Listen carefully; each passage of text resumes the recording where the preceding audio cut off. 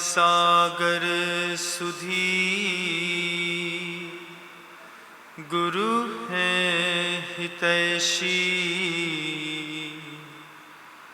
शुद्धात्म में निरत नित्य हितोपदेशी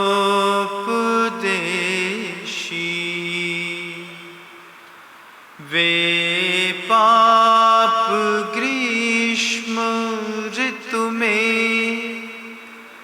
जल है सयाने पूजू उन्हें सतत केवल ज्ञान पाने पूजू उन्हें सतत केवल ज्ञान पाने।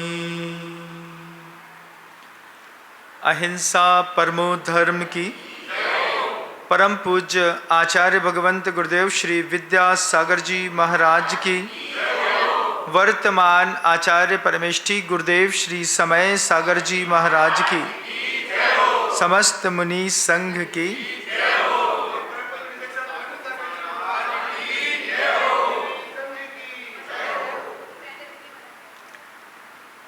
कल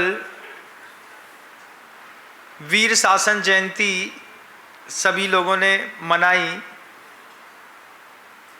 उद्बोधन दे रहा था,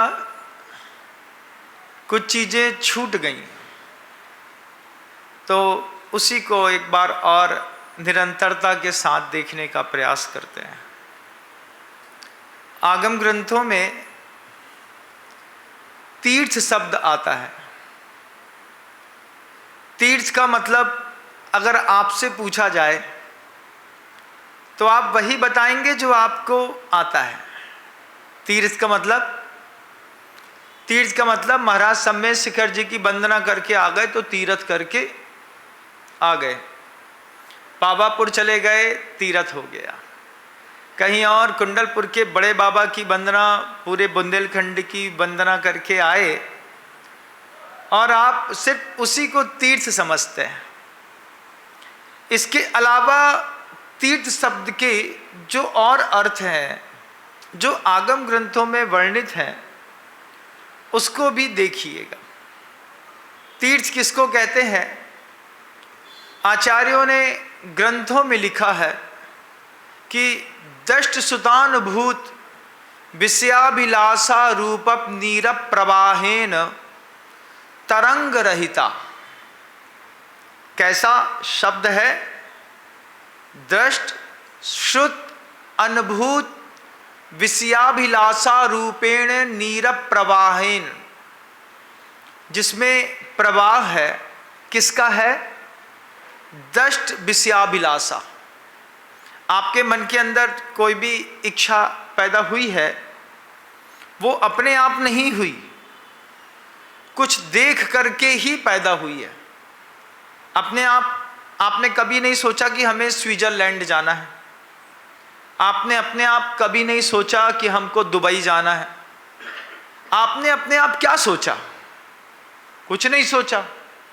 जितनी भी मन के अंदर तरंगे पैदा होती हैं, दृष्ट विषयाभिलाषा, देख करके होती हैं। इस बात को आगम ग्रंथकार कितनी अच्छे तरीके से जानते हैं, उससे ज़्यादा अच्छा सोशल मीडिया जानता है। सोशल मीडिया में पहले एक विषय चलता था कि वस्तु और उपभोक्ता का नियम रहता था। घर में कुछ काम कर रहे हैं, काम करते करते किसी चीज़ की ज़रूरत पड़ी, भैया एक बड़ी गंजी चाहिए। बड़ी गंजी समझते? गंज, भगोनी, गगरी कह लो। तो घर में काम करते करते आपको लगा कि हमारे घर में एक भगोनी की कमी है, तो आपने दुकानदार से जाकर के कहा भैया एक भगोनी दे दो। अब वो पूछता है कितनी बड़ी?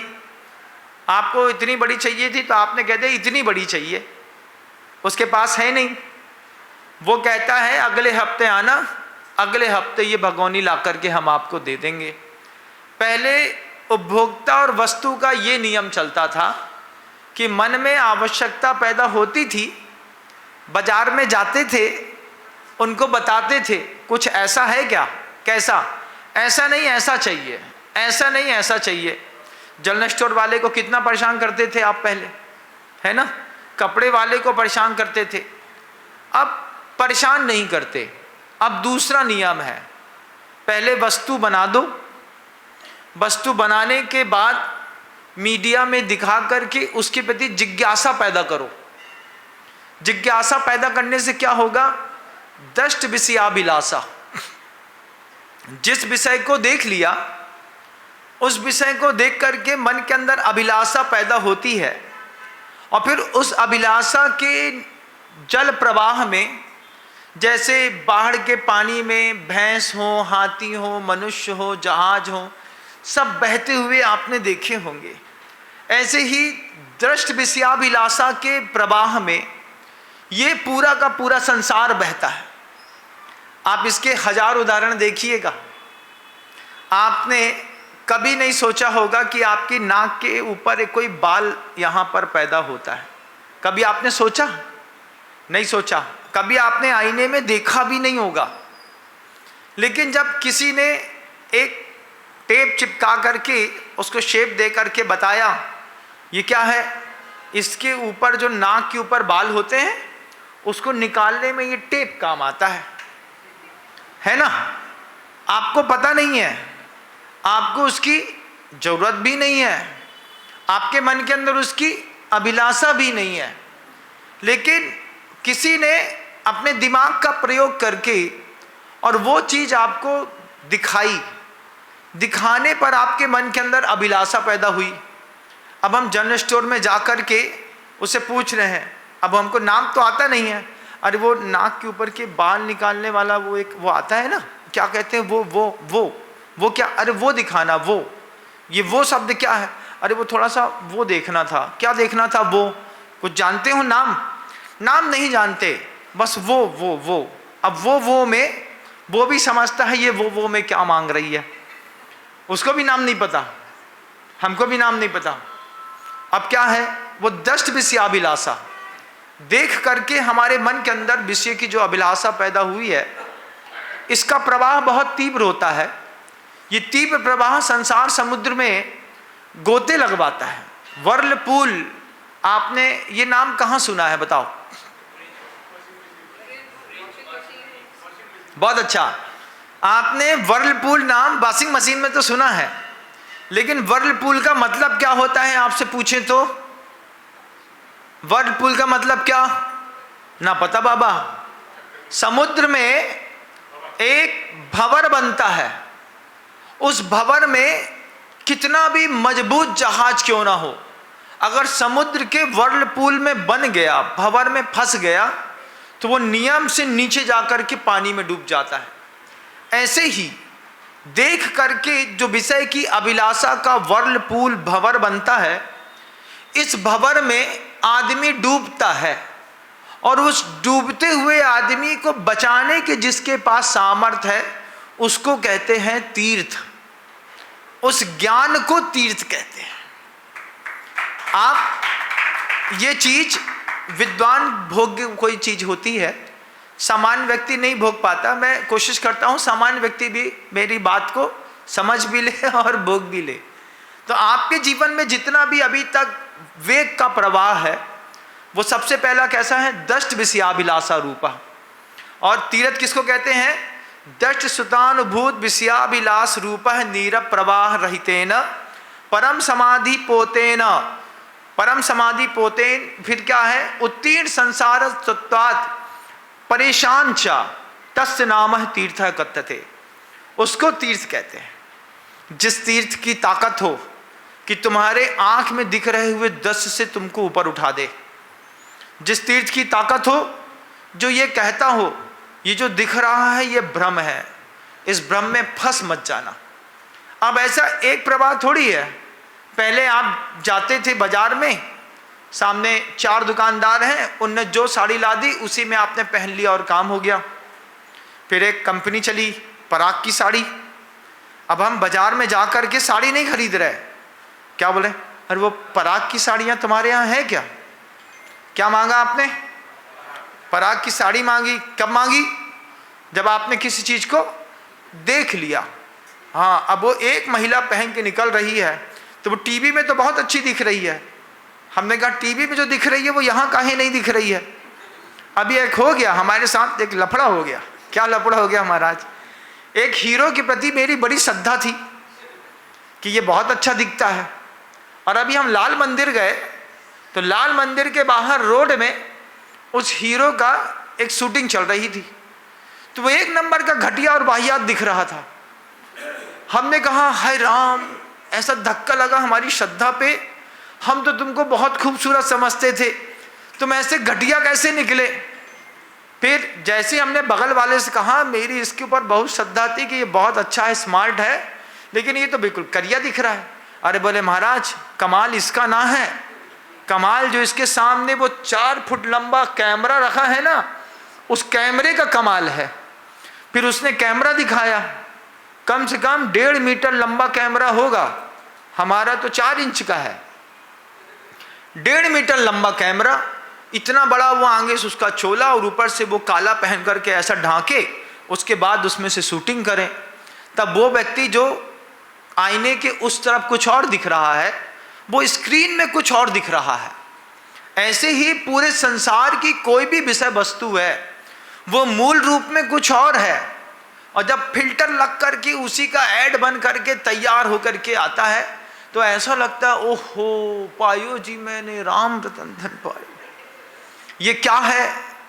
ये तरंग जो आपके मन के अंदर कोई भी एक कंकड़ फेंके और पैदा हो जाती है, किसी भी चीज की हो जाती है, इस तरंग से आदमी को परम समाधि रूपेण पोतेन, परम समाधि रूपी पोत में बैठा करके वो पार ले जाने की सामर्थ्य रखता है। उसका नाम तीर्थ होता है।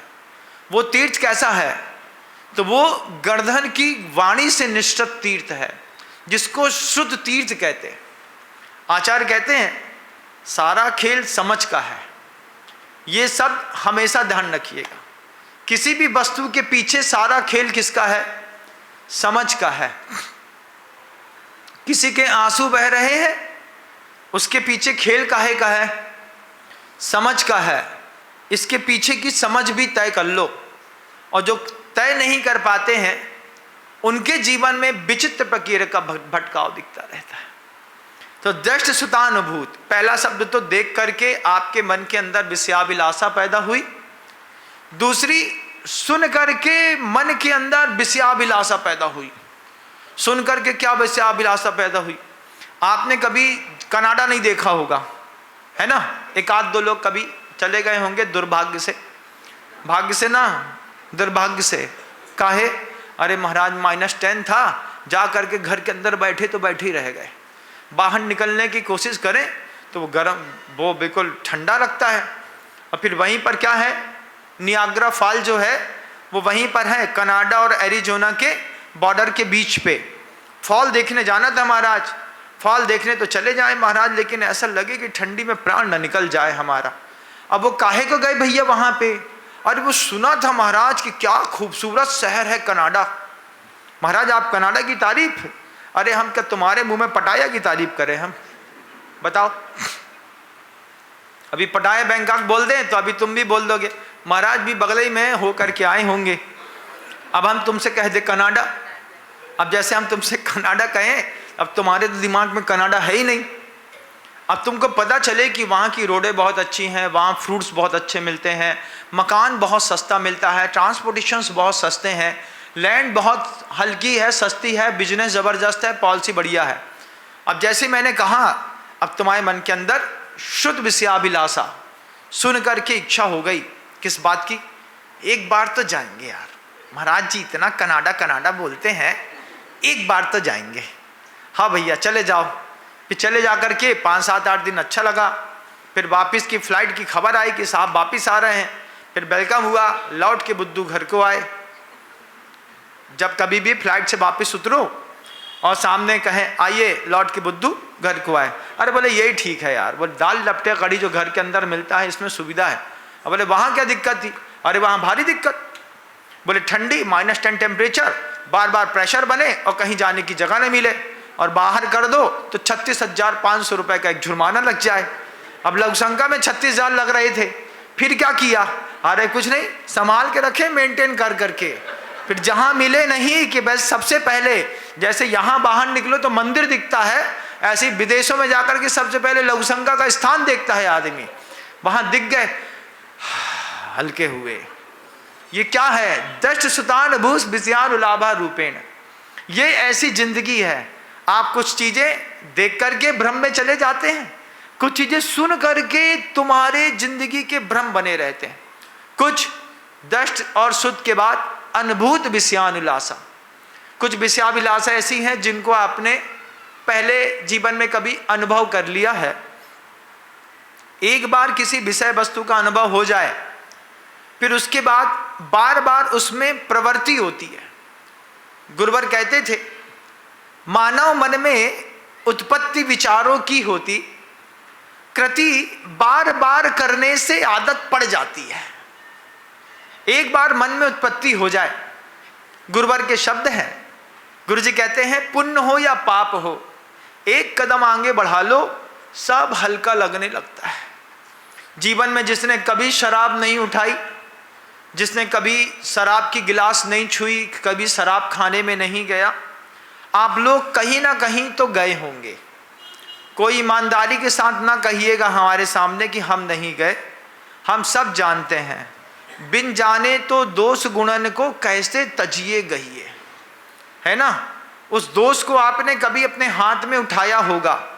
छोटी सी उम्र में जब घर से बाहर निकले होंगे, कहीं लिखा होगा Ramada beer bar house inn, तो एक बार तो लगा होगा यार कोई नहीं देख रहा है, 400 रुपये बचे भी, एक बार जाके देख के आते हैं क्या होता है।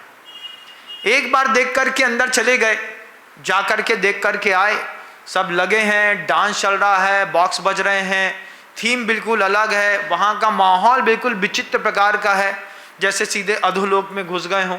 दिन के 12 बजे भी घुसोगे वहाँ तो बिल्कुल अंधेरा अंधेरा और वहीं का दृश्य दिखाई देता है। अब वहाँ पर लोग लगे हैं उठा करके पीने में। ये क्या है, अनुभूत विषयाभिलाषा अगर एक बार पैदा कर ली ना, एक बार कहीं पर भी शराब की गिलास उठा ली, तो फिर दूसरी बार किसी बियर बार के काउंटर में जाने में बहुत आसानी है। और पहली बार उठाते वक्त अंदर से आत्मा कांपती है। माँ कहती थी इससे पाप पड़ता है, माँ कहती थी इसको पीने से नरक में जाते हैं, माँ कहती थी हाँ पाप तो है यार।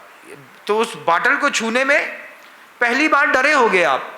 अगर जैन हो और बचपन से सिखाया है कि शराब पीने से पाप पड़ता है, घर के अंदर माँ ने 1000 बार कान में अगर ये बत्ती डाली होगी, तो पहली बार अगर शराब का पैमाना उठाया होगा तो अंदर से एक आवाज आई होगी, पाप है भैया, इसको शराब पीने से, मांस खाने से, शहद खाने से, 3 चीजों के खाने पीने से तो जैनों के यहाँ बचपन से भयाक्रांत करते हैं। और बगल में जो व्यक्ति गिर चुका है, जिस व्यक्ति को आप देख रहे हैं, अब अबे कुछ नहीं होता बे, उठा इसमें डाल, खक, उसने उठाई और गच्च गच्च करके 1 गिलास पी गया, और फिर बाद में तुमसे कहता है चक्का है क्या। अब उसके कारण यहां पर ईगो लग गया। अब ईगो में क्या हुआ, ईगो पे आ जाए कोई बात तो फिर क्या, अब ऐसा थोड़ी है, हाँ बना दे हमारी बना दे, उठाए और तुमने भी 1 गिलास पी ली। अब क्या हो गया, ये अनुभूत विषयाभिलाषा। एक बार अगर पाप को हाथ लगा दिया, दोबारा उसकी प्रवृत्ति करने में बड़ी सरलता होती है। इस प्रभाव से ये तीर्थ बाहर निकालता है। कैसे निकालता होगा महाराज, जो प्रभावी हो जाता होगा वो उसको कैसे निकालता होगा। उसको निकालती है संगति, उसको निकालती है जब गांव मोहल्ले में कोई मुनिराज आते हैं। मुनिराज आने पर हर इंसान अपनी कमजोरी जानता है, अपने परिवार की कमजोरी तुमको तो पता होगी। तुमको नहीं पता कि तुम्हारा लड़का व्यसनी हो रहा है, पता है कि नहीं पता, पता है महाराज, बस अब ये मौका रहता है, ला करके महाराज के पास तक खड़ा कर दो, महाराज संभालिए ना इसको, आशीर्वाद दीजिए महाराज। बस जब माँ के बोलने के भाव अलग रहते हैं, उसी समय बोलते हुए भाव से साधु पकड़ता है कि अब ये तीर्थ तक ले आई है तो इसको तीर्थ बना करके छोड़ो, इसको यहाँ से वहाँ पार लगाओ। साधु खुद पूछता है, क्यों भैया व्यसन का त्याग है कि नहीं? हम नहीं पूछ सकते महाराज, आप अकेले में इससे बात कर लीजिएगा। यहीं से विकास की यात्राएं शुरू होती हैं। दक्ष सुतानुभूष विषयानुलाभा रूपेण नीरव प्रवाह रहितेन, उस जल के प्रवाह से रहित परम समाधि पोतेन, शुद्धोपयोग रूपी पोत में बैठ करके संसार समुद्रत्वात्, संसार के समुद्र से पार होने में अन्येषाम तरणोपायत्वाच्च तीर्थ, खुद तो पार होता ही है, दूसरे को भी पार लगाने की सामर्थ्य रखता है, उसको तीर्थ कहते हैं। नई परिभाषा तीर्थ की, पहले हो सकता है ना सुनी हो, अभी तक तो वही बोले कि तीर्थ का मतलब तीर्थ हुआ है, तीर्थ का मतलब तीर्थ ना हुआ है।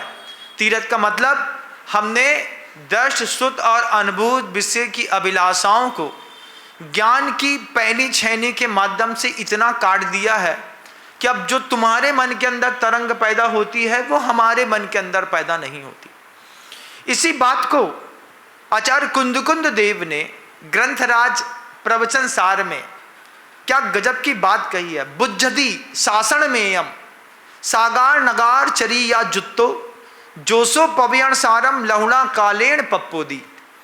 अंतिम कारिका को लिख रहे हैं प्रवचन सार की।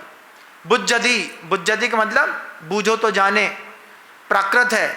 ग्रामीण भाषा का प्राकृत से बहुत लेन देन है। जैसे ग्रामीण भाषा में कैसे भैया, कहना, अब कहना का मतलब कहाँ से, तो ये प्राकृत भाषा से अपभ्रंश परिवर्तित होकर के लोकल ग्रामीण भाषा में बदल गई। अब ग्रामीण भाषा में बदलने का श्रेय प्राकृत को जाता है, वो भाषा पैदा करती है। अब हमरे गांव में आवा तब बताई, अब हमरे गांव में आवा तब बताई, ये क्या है, कौन सी भाषा है महाराज?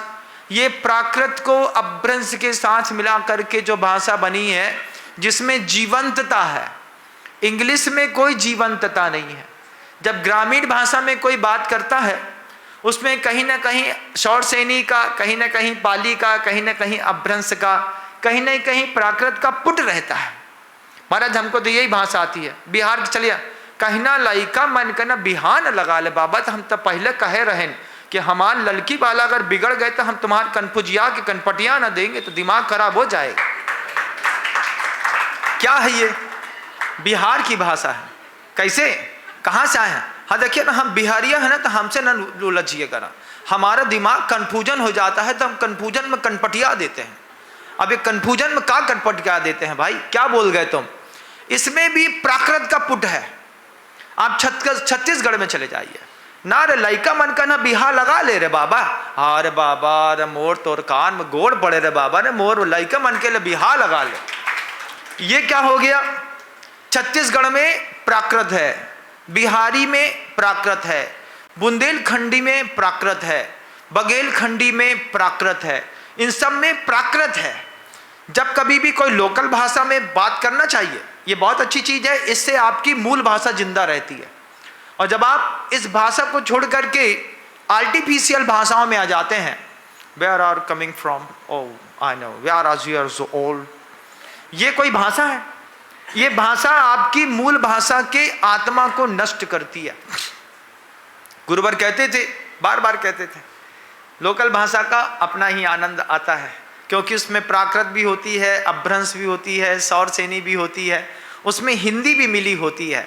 तो दक्ष सुतानुभूत विषयानुलूपेश इसमें उतार करके जब आप इस तरीके के संवाद को भी जीना और सीखना, इसको भी तीर्थ कहते हैं। आचार्यों ने इसी भाषा को लिखा, बुद्धि शासन में। बुद्धि का मतलब बूझो, लाल बुझक्कर बूझ सके और न बूझे कोई, पैर में चक्की बांध के हिरना कूदा होए। वो जो बूझ शब्द वहां पे था, वो बूझ शब्द प्राकृत पे आया। बुद्धि शासन में इयम शासनम बुद्धि, इस शासन को जो जानता है, किस कौन सा शासन है? सागार नगार चरी या जुत्तो, जिसमें सागार की भी चर्या है और अनगार की भी चर्या है। बुज्जति शासन मेयम सागार नगार चरिया जुत्तो जोसो पवियन सारम। जो इस प्रवचन के सार को, आत्मा के सार को, चरित्र के सार को जानता है, लहुणा कालेन पप्पोदी, वो सिद्धालय वाले प्रवचन सार को बहुत कम समय में प्राप्त कर लेता है। इसलिए आचार्यों ने तीरथ मनाया। एक बात और अच्छी कहूंगा आप सबके बीच, श्रमण परंपरा, जब ये शब्द आप सबके बीच में आता है, आप ये कभी मत समझिएगा कि श्रमण का मतलब सिर्फ दिगंबर साधु होता है। बौद्धों में भी श्रमण होते हैं। जैन और बौद्ध दोनों को श्रमण परंपरा कहते हैं। हमारे यहाँ अरिहंत है तो बौद्धों के यहाँ भी अरिहंत हैं। ओशो ने जिस अरिहंत की व्याख्या की वो दिगंबर जैनों के अरिहंत नहीं है, वो बौद्धों के अरिहंत हैं। बौद्धों के अरिहंत और बौद्धों के श्रमणों में आपको मांस भक्षी मिल जाएंगे।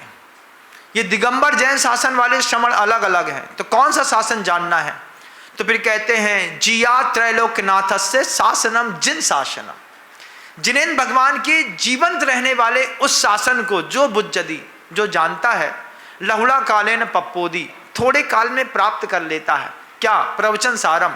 सिद्धालय के सुख को मिलना हो, पाना हो तो इसको पहले जानो, समझ का खेल है। दष्ट शुद्ध विषयान उल्लासा रूपेण, इससे जो आपके मन के अंदर का ये जीवन का प्रवाह है वो सिर्फ इसी का बना है बंधुओं, इसके अलावा किसी और चीज का नहीं बना। इसलिए आपके जो भगवान है आंख बंद करके बैठे, नहीं देखना मुझे। आपकी आंख कितने बजे रात को बंद होती है? कितने बजे रात को? सही बताओ। 1:30 बजे रात को। क्या देखते देखते बंद होती है? मोबाइल देखते देखते बंद होती है। आपको पता है आंख का लीवर से सीधा संबंध है। आपको पता है कि नहीं पता है? नहीं पता? नहीं पता? आंख का संबंध सीधे लीवर से है। अगर आंख में कुछ भी गलत चीज जाती है, इसके कारण सबसे पहले आपका लीवर डैमेज होता है। ये जो लीवर डैमेज की प्रॉब्लम लोगों को होती है ना, लीवर में कोई प्रॉब्लम होती तो सबसे पहले आंख में दिखाई देती है। लीवर में पीलिया बढ़ गया, सबसे पहले कहां से दिखाई देगा? आंख से। क्या दिख रहा है आंख में? आंख में लीवर दिख रहा है और लीवर में आंख दिख रही है। लीवर में कोई प्रॉब्लम थी, आंख से देख करके बता दिया तुम्हारी आंख पीली हो गई है, तुम्हारा लीवर डैमेज हो रहा है। क्यों? उसका असर यहां दिखाई देता है और इसमें गई हुई चीजों का असर यहां पे दिखाई देता है। इसलिए सोने से 2 घंटे पहले स्क्रीन से बिल्कुल किनारे हो जाना चाहिए। आंख में जाने वाला जो दष्ट विषयाभिलाषा होती है, ये दष्ट विषयाभिलाषा कहां से जाएगी? आंख से जाएगी ना। 83% अपराध पूरे विश्व के आंख के कारण होते हैं। आंख से 83% अपराध होते हैं। चीज दिखाई ना दे और तुम सामने दिखाई ना दो, अपराध की संभावनाएं 83% तक खत्म है। 83% तो बहुत होता है महाराज, बहुत होता है। 83% इतने अपराध जो भी होंगे आंख से होंगे और आपके आंख के कारण आपका लीवर डैमेज होगा। और मोबाइल से ज्यादा महंगा है आपका लीवर, है कि नहीं? मोबाइल 1.5 लाख का, लीवर कितने लाख का? महाराज अभी 40 पेटी लगा था, उसमें भी बंदर का लगा है। किसका लगा है? तुम्हारे चक्कर में 180 किलो के बंदर का लीवर निकाल करके इंसान को लगा देते हैं। 40 लाख रुपए लगता है। और उस बंदर के लीवर में जितनी देर में बंदर को लगती है उतनी देर में सामने वाले को लगती रहती है। थैली छोटी हो जाती है। 1.5 लाख का मोबाइल अगर तुम्हारे 40 लाख से ऊपर के लीवर को बर्बाद कर रहा हो, इससे अच्छा है अपने खुद के ज्ञान चक्षु से बोलो, रात में अंधेरे में सोने से पहले 2 घंटे पहले हम इसका त्याग कर देंगे। इससे क्या होगा? ये बचा रहेगा। जान है तो जहान है, जानी चली गई तो फिर जहान का क्या करोगे भैया, है ना। और फिर पर्याय है, बदलाव में होता रहता है। आचार्य जी बड़े निर्मल शब्दों के साथ सबको कहते थे, हम सबको दीक्षा हुई, दीक्षा होने के साथ ही गुरु महाराज कहते थे, जो क्षमता मनुष्य की पर्याय में है वो क्षमता आपको दूसरी पर्याय में नहीं मिलेगी। 8 टन का हाथी दो पैर वाले मनुष्य के दो उंगली में फंसे हुए एक अंकुश से कंट्रोल हो जाता है। जो क्षमता मनुष्य पर्याय में है, हाथी की पर्याय में नहीं है। जो क्षमता शेर की पर्याय में है, उससे लाख गुना ऊंची क्षमता मनुष्य की पर्याय में है। सर्कस में देख लीजिएगा, जिस बब्बर शेर को खुला छोड़ दो तो डर लगता है, ऐसे 15-15 शेरों के बीच में एक आदमी जो उनका मास्टर कहलाता है, एक हंटर ऐसा खींचता है, दहाड़ता हुआ बब्बर शेर अपनी स्पॉट पर आकर के बैठ जाएगा, जैसा बोलो वैसा नाच लेता है। मनुष्य की क्षमता बेमिसाल है, इससे ज़्यादा मिसाल वाली क्षमता किसी की नहीं है। इसी बेमिसाल क्षमता वाले धारे मनुष्य में सागार चरित्र का पालन करके कुछ लोग कमाल करते हैं।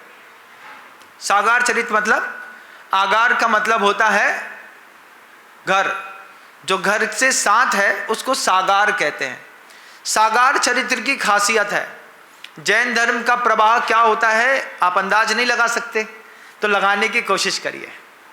दंपति हैं और उन्होंने मन से, वचन से और काया से ब्रह्मचर्य घर के अंदर स्वीकार कर लिया है। मन का भी ब्रह्मचारी है, वचन का भी ब्रह्मचारी है और काया का भी ब्रह्मचारी है। आप कहाँ से ब्रह्मचारी हैं? आपका मन का ब्रह्मचर्य है। कितने लोग मन के ब्रह्मचारी हैं? हाथ उठाना थोड़ा भैया। मन के ब्रह्मचारी ना है, एक भी ना है महाराज। काहे ना है? मोबाइल में कब क्या दिख जाए कुछ भरोसा नहीं है ना। मोबाइल की महिमा अपरंपार है। 85 साल के बब्बा भी दिख नहीं रहा, डॉक्टर के पास जाना है, लेंस कार्ड में जाके चश्मा बनवा के आए हैं। कहाँ देख रहे बब्बा तुम? अरे चुप रह बे, चुप, बड़ा आया, दिख नहीं रहा हमको। कहाँ नहीं दिख रहा? सब तो दिख रहा है। नहीं, पास का नहीं दिखता है, और देखना है। क्या देखना है? मन का ब्रह्मचर्य नष्ट हुआ सबसे पहले इस मोबाइल के कारण। किस उम्र वाले का? जो भगवान महावीर से भी 15 साल बड़ा है। भगवान महावीर 72 साल के थे और वो दुनिया छोड़ के चले गए। वो उससे भी 84-85 का है। उसके बाद भी ऐसा मिचमिचिया रही है आंख। क्या है? अरे दिखता नहीं है महाराज, लेंस कार्ड जा रहे हैं दिखाने के लिए।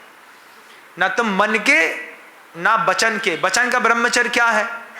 वचन का ब्रह्मचर्य वह है कि इसके मुंह से कभी भी गाली नहीं निकलती।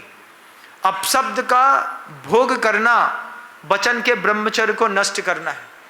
तो न मन के, न वचन के, न काया के।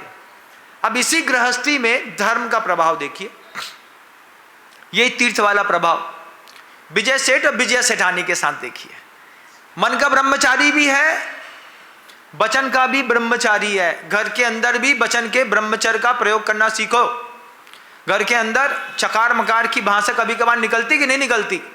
बड़ी वाली गाली, सबसे बड़ी वाली गाली, जो जिस गाली को बोल नहीं सकते उसकी यही परिभाषा है हमारे यहाँ। क्यों, क्या हुआ महाराज जी? इसने बड़ी वाली गाली दे दी। और क्या कर दिया? नहीं महाराज जी, इससे भी बड़ी वाली गाली दी थी इसने हमको। तो जो घर के अंदर बड़ी वाली और सबसे बड़ी वाली गालियाँ निकलती हैं, ये वचन के ब्रह्म को नष्ट करती हैं। वचन के ब्रह्म को नष्ट करने से मुख शुद्धि मिटती है। मुख शुद्धि के मिट जाने से मंत्र के उच्चार की शक्ति नष्ट हो जाती है। तो तुम्हारे मंत्र पढ़ने से कुछ ना होता, और किसी व्रती से, प्रतिमाधारी से, किसी आरिका से, छुल्लक से या किसी मुनि से शांति धारा पढ़वा लो, बुलवा लो, तो वो वचन का ब्रह्मचारी है। वचन के ब्रह्मचारी होने के कारण उनके बोले मंत्र से हमारी शांति धारा में कमाल आ जाता है। इसलिए महाराज मिलते हैं तो हाथ जोड़ लेते हैं, महाराज शांति धारा पढ़।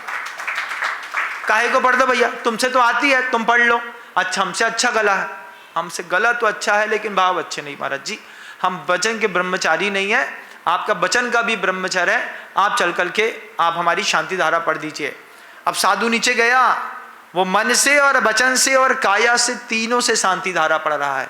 उस शांति धारा का जो कमाल जीवन में घटित होता है वो सामान्य मनुष्यों की शांति धारा का नहीं होता। बुद्धि शासन मेयम, इस शासन को जो जानता है, सागार नगार चरिया जुत्तो, सागार और अनगार चरित्र को जानता है, लौना काले ने प्रवचन सारम पप्पोदी, ये प्राप्त कर लेगा। नहीं तो बैठा रह जाएगा, जैसे कुर्सी में बैठे बैठे धीरे से आत्मा लुढ़क जाती है। कब तक? बोले जब तक महाराज जी आपका प्रवचन चलता है ना तब तक तो डीप स्लो स्लीप साउंड में जाते हैं। 1 घंटा गहराई से सोए और जैसे ही मैंने कहा बोधि समाधि, ऐसे ही उठता है, हो गया चलो। ये क्या है? अशुभ कर्म के उदय से जिन वाणी न सुहाए, कहीं ऊँघे कहीं लड़ मरे, कहीं उठी उठी घर को जाए। शुभ कर्म के उदय से यहाँ तक आ गए, अब ये अशुभ कर्म का उदय तुम्हारे पेंट में पड़ा है, इधर आओ, बच्चा गिर गया। हाँ, कहाँ से गिर गया? अरे कहीं से ना गिर गया, और वो बिस्तर में गिर गया। कैसे गिर गया? बिस्तर में, उसकी नींद लग गई। अब तुमको बुलाना था तो फोन करके बोल दिया लड़का गिर गया है। हाँ, आ रहे आ रहे आ रहे। अशुभ कर्म के उदय से जिन वाणी ना सुहाए, कहीं ऊँघे कहीं लड़ मरे, कहीं उठी उठी घर को जाए। अरे महाराज नमोस्तु महाराज, घर में काम आ गया, जा रहे हैं महाराज। हम कहा तुम्हारी कोई गलती नहीं है, तुमने तो अच्छा पुरुषार्थ किया था, लेकिन तुम्हारे कर्मोदय ऐसे आ गए। इस कर्मोदय का कमाल पूरी दुनिया में मैं हर जगह देखता रहता हूँ। कंफर्ट जोन में बैठ जाओ, बढ़िया आराम से पैर पसार के बैठ जाओ, महाराज 1 घंटा बोलने वाले हैं। पहली ट्रेलर में ही ढेंटेन क्या हुआ, चले गए। अब वो उठने वाले नहीं हैं हम। अब कब उठेगा ये भाई, कब उठेगा? अरे बोले उसका भी लगा हुआ है, जैसे ही महाराज का प्रवचन खत्म होगा बिना घंटी बजाए उठेगा और चलता बनेगा। संसार बहुत बड़ा है तुम्हारा, अभी संसार के भव समुद्र में भ्रमर में कई गोते खाना बाकी है, इसलिए चेतनता सही वक्त पर चेतनता को प्राप्त नहीं होती। अशुभ कर्म का ऐसा उदय संसार में आता है। उस विजय सेठ और विजय सेठानी के साथ व्यवहार और मानसिक धर्म की प्रभावना, मन से वचन से काया से ब्रह्मचर्य व्रत को स्वीकार कर लिया। स्वीकार करके घर के अंदर रह रहे थे, परिवार वालों को भी नहीं पता इनके साथ क्या चल रहा है। वो तो घोषणा हो गई इस बात की, महाराज को बीमारी थी, वैद्य ने बोल दिया कोई गृहस्थ, वो भी शुद्ध ब्रह्मचारी दंपति, इनको भोजन करा दे, इनका रोग ठीक हो जाएगा। इतनी सी बात है। राजा ने घर में डिंडोरा पिटवा दिया पूरे नगर में, जो गृहस्थ दंपति शुद्ध ब्रह्मचर्य का पालन करे वो चौका लगा करके और इनको आहार करा दे। नगर के हर घर में चौका लगा। 6 माह तक हर घर में जो शुद्ध ब्रह्मचर्य की घोषणा कर रहे थे उनके यहाँ साधुओं के आहार हुए। महाराज का रोग ठीक नहीं हुआ। अंत में विजय सेठ विजय सेठानी ने कहा अपन भी एक बार मुनि महाराज को चौका लगा लो, अपने भी जीवन का सौभाग्य है। उनके मोहल्ले में महाराज पहुंच गए होंगे तो साबक के मोहल्ले में साधु पहुंच जाए तो जैसे पानी गिरने पर मोर अपने पंख को फैला करके नाचता है, ऐसे साधु के आने पर सदगृहस्थ नाचता है। आया रे साधु मोहल्ले में, कमाल की चीज है। क्या है? इनके निमित्त से क्या होगा, 3, 4, 5 दिन तक घर में शुद्धता का प्रवाह बना रहेगा। तो कई लोग तय कर लेते हैं जब तक मोहल्ले में साधु रहेंगे घर में गड़ंत नहीं बनेगा। साधु के निमित्त से परिवार का स्ट्रक्चर ठीक करने की आदत। विजय सेठ विजय सेठानी के मोहल्ले में गए होंगे महाराज, चौका लगाया, आहार दान दिया, ऊपर चंदोबा बना था, सफेद हो गया और महाराज के रोग थे। सामायिक तक बैठते बैठते महाराज उस जीर्ण रोग से मुक्त हो गए। किसका प्रभाव है साहब? गृहस्थ किसका? सागार चरिया जुत्तो जोसो पविड़म साणम लहुना पप्पोदी। सागार चरित्र की ताकत देखो, अनगार चरित्र की तो भूल जाओ। अनगार चरित्र तो बहुत जबरदस्त है। व्यवहार रत्नत्रय का पालन करने वाले वे मुनिराज, नमो जिनाणम, नमो हि जिनाणम, नमो परमो हि जिनाणम, नमो सब्बो हि जिनाणम, नमो अनंतो हि जिनाणम, नमो कोट बुद्धिनम, बीज बुद्धिनम, पादानुसाणम, संबिन्न सोदानाणम, स्वयं बुद्धाणम, पत्ते बुद्धाणम, बोहि बुद्धाणम, उजु मदीनम, ब्यूल मदीनम, 10 पुब्बीणम, 14 पुब्बीणम, अट्टंग महानिमित्त कुशलाणम, व्यू वैद्य पत्ताणम, विद्याहरणम, चाणाणम, पन्न समणाणम, आकाश गामयनम, आसि विषाणम, दिट्ठ विषाणम, उग तबाणम, दित तबाणम, तत् तबाणम, महातबाणम, घोर तबाणम, घोर गुणाणम, घोर प्रक्रमाणम, घोर गुण मुंबयारिणम, आमो सही पत्ताणम, चल्लो सही पत्ताणम, खेलो सही पत्ताणम, सब्बो सही पत्ताणम। क्या रिद्दियां हैं महाराज? क्या बोले जा रहे हैं? क्या बोले जा रहे हैं महाराज? 64 रिद्दियां हैं। व्यवहार चारित्र का निर्दोष पालन करने वाले मुनिराज के शरीर में उत्पन्न है। शरीर में काहे की रिद्धि उत्पन्न है? इस शरीर से हवा लग करके सामने बीमार व्यक्ति के पास हवा लग गई महाराज के शरीर की, इतने में सामने वाले का रोग ठीक हो गया। ऐसा होता है महाराज। व्यवहार चारित्र का कमाल। पंचम काल में रिद्धियां नहीं होती, इसको ध्यान रखिएगा। लेकिन व्यवहार चारित्र से ये कमाल होता है। यहां नहीं होता है तो वहां हो रहा होगा। विदेश क्षेत्र जहां चतुर्थ काल चल रहे हैं वहां तो आज भी हो रहा है। महाराज ने थूक दिया, उस थूक पर तुम्हारा पैर पड़ गया, उस पैर के थूक में लगने के कारण शरीर में पूरे में बिलबिलाता हुआ कोढ़ था, कोढ़ अगले 2 कदम में कोढ़ ठीक हो गया। हे, ये कैसे हो गया? नमो आसी विषाणम, आसी विष इसके ठीक हो गया। दिट्ठी विषाणम। महाराज आंख बंद करके बैठे थे, लोग सामने बैठे थे, महाराज देखते नहीं किसी को, ऐसा देख लिया घूर करके, आशीर्वाद इतना बोल के चले। मन के अंदर, शरीर के अंदर कैंसर था, बीमारी ठीक हो गई।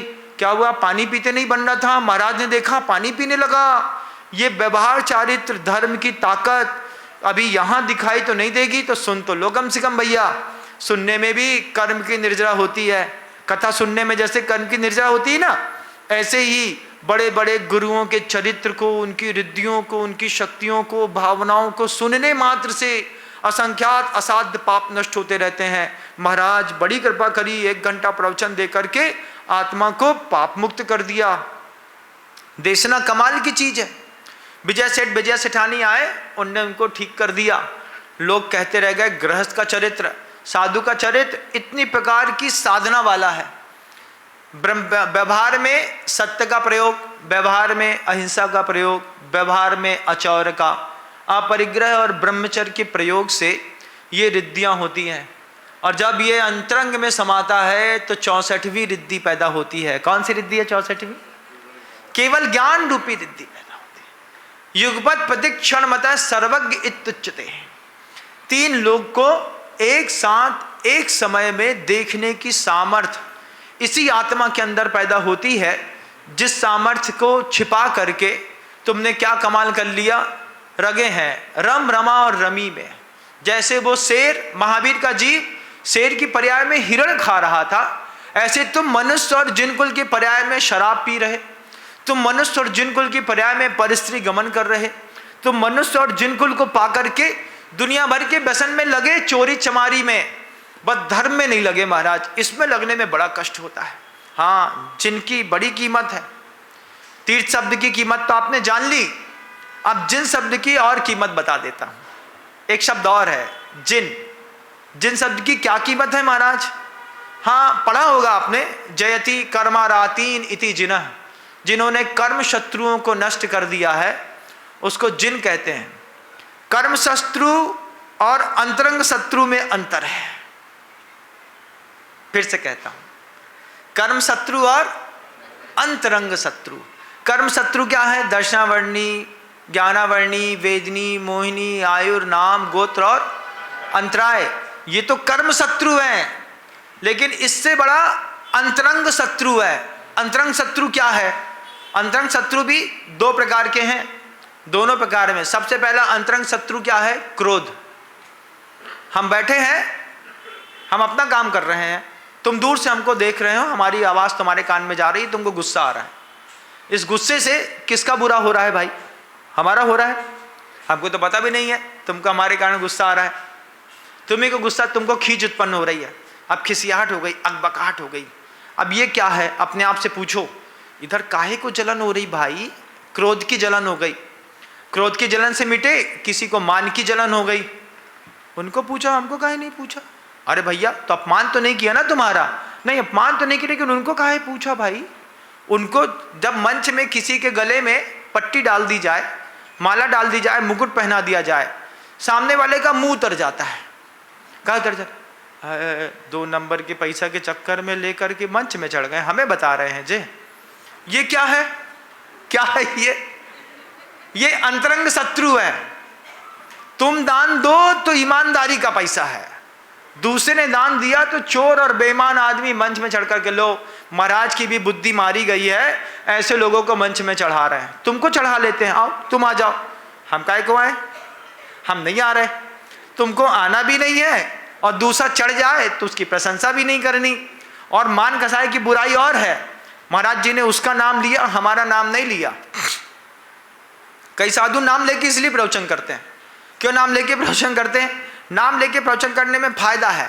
अब आदमी में अंदर से चुल मचती है, चुल समझते हैं, है ना, अंदर से चुल मचती है। महाराज परसों के प्रवचन में तुमने फत्ते काका का नाम लिया था, हमारा नाम भी एक बार ले लो। क्या करें, सुबह से चलो महाराज जी के साथ कमंडल लेकर के, कमंडल लेके चले, 4-5 दिन कमंडल लेके चले। 6वें दिन महाराज जी ने नाम ले लिया। एक बच्चा बहुत अच्छा है, रोज सुबह 5 बजे, क्या नाम है इसका, विनोद, हाँ, कमंडल लेकर के सुबह आ जाता है।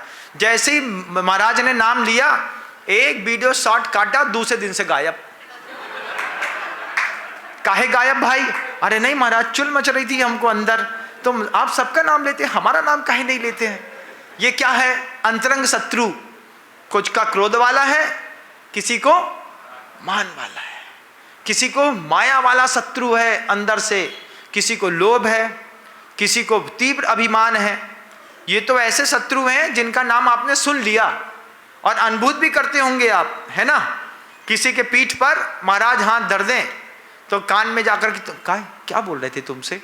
जब भैया हमने उसके पीठ पे हाथ धरा, हम उसको कान में कुछ मंत्र दे रहे थे, तुमको चुल क्यों मची? क्यों मची? वो जो मची है ना, वो तुम्हारी मान कसाय है। जो बात वहां हुई है वो बात हमारे साथ कैसे होगी? और जी गुरु जी है जी, हम है ना जी, हम बता रहे हैं जी आपको जी, हाँ जी, हाँ जी, हाँ जी, हाँ जी, क्या जी? हमने कहा दिल्ली आकर के जी और सुनना पड़ेगा, हर बात में है जी, है जी। वो जो मुजफ्फरनगर में है ना जी, वो हमारे फूफा जी के दामाद जी हैं जी। अच्छा जी, तब क्या? अच्छा आपके दामाद हैं, जैसी ऐसा हाथ रखा, ऐसे क्या हाथ रख दिया तो फोटो और खींच ले, कल से गायब है हम। ये क्या है? ये अंतरंग शत्रु। ये किसी के पैदा करने से पैदा नहीं होता, ये अपने आप अंदर से बुदबुदाता है। अंदर से इसकी गर्मी 24 घंटे बनी रहती है। क्रोध की, मान की, माया की, लोभ की गर्मी अंदर से थोड़ी थोड़ी बनी रहती है, उसी चक्कर में पसीना आता है। जयति कर्मारातीन, जो जिनेंद्र भगवान है, उन्होंने अपने इस सारे शत्रु को, अंतरंग शत्रु को नष्ट किया। ये तो अंतरंग शत्रु हैं ही, लेकिन कीर्ति भी अंतरंग शत्रु है, प्रतिष्ठा भी अंतरंग शत्रु है, कसायई लोक रंजितई, लोक की यात्रा करना भी अंतरंग शत्रुता है। क्या है?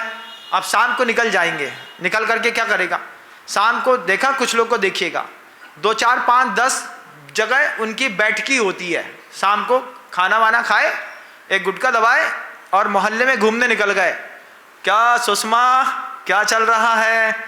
हाँ देखो बाबूजी आ गए। अब 5 मिनट सुषमा के यहाँ बैठेंगे, 10 मिनट ज्योति के यहाँ, फिर एक बार मालिनी के यहाँ बैठेंगे, फिर एक बार श्यामा के यहाँ, एक बार अनामिका के यहाँ, एक दिन इसके यहाँ। 10, 5, 15, 20 जगह बैठ करके घूम करके आए हैं साहब। ये क्या चल रहा है भैया? कीर्ति की प्रतिष्ठा। कीर्ति क्या है? वो भिखारी जैसे दर दर पे मांगने गए। हाँ आइए बाबूजी, हाँ ये शब्द सुनने के लिए तो तेरे पास मैं 1.5 किलोमीटर दूर से पैदल चल के आया बेटा। किस बात का?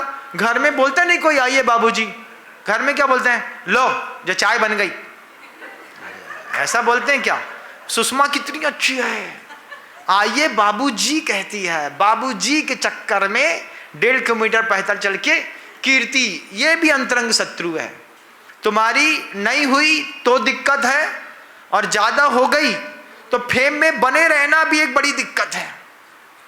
अब हम ऊंचे हो गए। इनकम टैक्स में होता है ना, इनकम टैक्स में होता है, एक बार आपने 20 लाख का इनकम टैक्स भर दिया, अब अगली बार आप 22 का भरे तो ठीक है, 19 लाख का भरा अगर आपने इनकम टैक्स तो इंक्वायरी आ जाएगी। वो पूछेगा, बोले भैया पिछले साल 20 लाख का तुमने इनकम टैक्स भरा था, इस साल धंधा कम है क्या? हाँ साहब धंधा कम हुआ। आइए हम घर में आके देख रहे तुम्हारा कितना धंधा कम हुआ। अरे नहीं तुम 22 का ले लो। तो हर साल आपको जैसे बढ़ा करके इनकम टैक्स पे करना पड़ता है, भले तुम 50,000 बढ़ाओ, ऐसे ही है ना, थोड़ा बताते जाइएगा, हमको समझ में ना आता है, सुना है हमने। तो जैसे हर साल थोड़ा सा इनकम टैक्स बढ़ करके जमा कराना पड़ता है। अब महाराज कितना बढ़ेंगे? तो सीए बोलता है भैया सीएनडीएफ के फंड अलग काट दो, सीआरएफ का अलग काट दो, चैरिटी वाला अलग कर दो, 80% की 80G वाला अलग कर दो, गौशाला की छूट वाला अलग कर दो, इनकी सबकी रसीदें ले आओ, इसी में थोड़ा सा गुट्टम गुट्ट घोटाला कर देंगे, तुम्हारा पैसा भी बच जाएगा, सब होता रहेगा और टैक्स भी बराबर चलता रहेगा। सरकार ने जिन छूटों का फायदा दिया है उसका थोड़ा थोड़ा फायदा आप सब भी उठाते होंगे, लेकिन वो कीर्ति वाली बात है। जैसे टैक्स बढ़ा करके ऐसे वो कीर्ति में खत्म हो गई तो दिक्कत है भी, बढ़ गई। अब उस नेम और फेम को मेंटेन करके रखना भी बड़ी मजबूरी है। अब नेम और फेम को मेंटेन करना है तब क्या करें? लगाओ फोन, बोलो भाई साहब काम होने वाला है, आप सबको पधारना है। हाँ हमारे पास टाइम नहीं है, पधारना ही है, महाराज जी का हुक्म है। लो क्या है? लेवल मेंटेन करके चलना, इससे भी तीर्थंकर ऊपर उठे। कीर्ति में डाउनफॉल में भी अपर फॉल में भी तीर्थंकर ऊपर उठे। जयति कर्मारातीन इति जिना, तब जाकर के वो जिन बने। जिनेंद्र भगवान की प्रतिमा देखना तो कहना क्या व्यक्तित्व होगा आपका। कीर्ति की चिंता नहीं है, प्रतिष्ठा की चिंता नहीं है, लोगों की प्रशंसा की चिंता नहीं है, लोक यात्रा की चिंता नहीं है, अपमान की चिंता नहीं है, मान की नहीं है। फाड़ दिया फाड़ दिया, एक दिन आहार अंतराय हो जाए उसमें तुम्हारा मुंह उतरता है कि नहीं? बोलो महाराज जी को अंतराय हो गया, शावक का मुंह क्यों उतरता है? अरे महाराज आज तक हमारे घर में अंतराय नहीं हुआ था, आज पहली बार अंतराय हुआ। उसमें भी मान दिख रहा है, हमारे घर में अंतराय नहीं होता था, हमारे घर में कैसे हो गया। इस भाव से इस अंतरंग शत्रुता को जिसने नाश किया है तब जाकर के जिन बने हैं। और जिन कैसे हैं तो कहते हैं विचार और विकार में विजयी हैं। दो शब्द रखिएगा अपने पास में, विचार में भी विजयी हैं और विकार में भी विजयी हैं। तब जाकर के उन्होंने वहां बैठ करके उस मुकाम पर पहुंच करके कहा बुद्धि शासन मेयम सागार नगार चरिया जुत्तो। यही तीर्थ कहता है, यही शासन कहता है, ये आज्ञा होती है कि अगर तुम्हें निकलना है तो तुम इस तरीके से पालन करोगे तब जाकर के तुम्हारे उत्तरोत्तर विकास की संभावनाएं होंगी, और नहीं तो वर्लपूल तो बना ही है। यहाँ से हमारे सामने से भी होकर के गुजर जाओ, कितना भी बलिष्ठ निमित्त क्यों ना हो, वो आपको बहती हुई गंभीर धार से बचा नहीं सकता।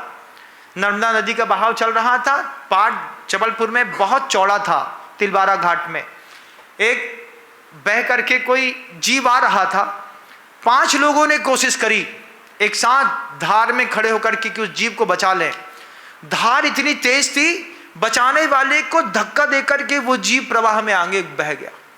उस दिन वो दृश्य को जब पहली बार आंख में देखा तब लगा कि अगर कोई तीव्र प्रवाह में बह रहा है तो बचाने वाला भी प्रवाह में बह सकता है, लेकिन बहने वाला तो तय है कि बड़ी किस्मत से बचेगा। आपका भी इसी प्रवाह में अगर लगातार हम बहते चले जा रहे हैं तो ये समझ का खेल है। अगर हम समझ गए तो बाहर निकलने के लिए कहीं ना कहीं तो क्विट करते हैं। जुआ खेलते वक्त समझ में आ जाए कि पत्ते खराब हो तो क्या करते हो? बोलो पैक। यार काहे को पैक कर दिया? अरे पत्ता खराब है, पत्ते खराब है। महाराज आपको सब आता है। देखो उपदेश देना होता है ना, हर चीज की जानकारी रखनी होती है। 3 गड्डी की रमी बांटी, सबके पास पत्ते चले गए, सब पैसे लगा रहे हैं, हमको भी लगाना है। कॉन्फिडेंस अंदर से क्या बोलता है? पत्ते बिल्कुल खराब हैं। चुपचाप उठे, गड्डी में 3 पत्ते पैक कर दिए। बोले हमने पैक कर दिया, क्यों? अरे हमारा पत्ता ठीक नहीं है। जैसे तुम जुआ खेलते वक्त अपने पत्ते पैक कर देते हो, संसार में रहते वक्त गुरु के सामने अपना पत्ता पैक कर दो। हमने पैक किया महाराज जी, आप बताइए क्या करना है। क्योंकि अगर हम पैक नहीं करेंगे वो खेलते रहेंगे और गलत खेल खेलते रहेंगे तो फिर पूरा घर लुटा करके बर्बाद होकर के तुम मरोगे। इसलिए संसार के खेल में जितनी जल्दी हम अपने पत्ते पैक कर दें उतना सौभाग्य है। पैक का मतलब बस इतना सा है, जितनी जल्दी 2 प्रतिमा 5 प्रतिमा के व्रत ले लो, संयम ले लो। क्या हुआ? संसार से पैक कर दिया महाराज जी हमने। ये पैक करके हम अब क्या कर रहे हैं? अब संसार में तो हैं, बैठ करके तमाशा देख रहे हैं, तमाशा बन नहीं रहे। तुम तमाशा बन रहे हो और हम तमाशा देख रहे हैं। तो देखने वाले में आ जाओ, बनने वाले में मत आओ। जोकर कितना भी अच्छा कुछ भी कर ले, वो जिंदगी भर जोकर रहता है। संसार में रह करके जोकर बनने से अच्छा है बाहर निकल करके हम रिंग मास्टर बनने का एक सौभाग्य प्राप्त करें। 1 घंटे तक आपने बहुत शांति के साथ मुझे सुना। अंतर्मन को साधुवाद देता हूँ। गुरुदेव श्री विद्यासागर जी।